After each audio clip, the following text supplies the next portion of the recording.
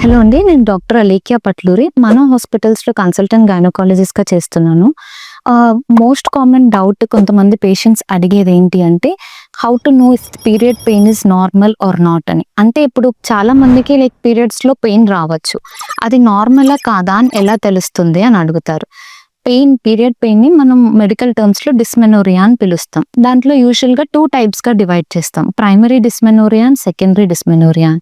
Primary అంటే ఏంటి అంటే పీరియడ్ జస్ట్ స్టార్ట్ అయ్యే ముందే లైక్ 1 డే 24 అవర్స్‌లో they will have some mild abdominal pain. కొంచెం కడుపు నొప్పి స్టార్ట్ అయ్యి పీరియడ్ వస్తుంది. That is primary.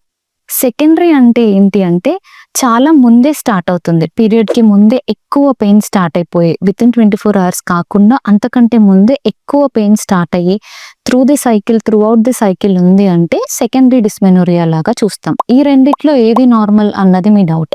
So primary అంటే ఏంటి అంటే జస్ట్ పీరియడ్ వచ్చే ముందు కొంతమందికి ప్రోస్టాగ్లాండిన్స్ అవన్నీ రిలీజ్ అవ్వడం వల్ల పెయిన్ ఉంటుందండి, విచ్ ఇస్ నార్మల్. బట్ ఆ పెయిన్ చాలా సివియర్ ఉంది, చాలా ముందు పీరియడ్ స్టార్ట్ అయ్యే 1 డే ముందు నుంచే పెయిన్ సివియర్గా వస్తూ త్రూ అవుట్ పీరియడ్ ఉంది, మీరు బేసిక్ రొటీన్గా చేసుకునే లైఫ్ స్టైల్ వర్క్స్ కూడా చేసుకోలేకపోతున్నారు అంటే మాత్రం దాని అండర్లయింగ్ ఏదైనా కాజ్ ఉంది అని అర్థం. అలాంటి సిచ్యువేషన్స్లో ఖచ్చితంగా చెక్ చేయించుకోవాలి. బట్ రొటీన్గా పీరియడ్ పెయిన్ అన్నది మోస్ట్ ఆఫ్ దెమ్కి ఉండొచ్చు.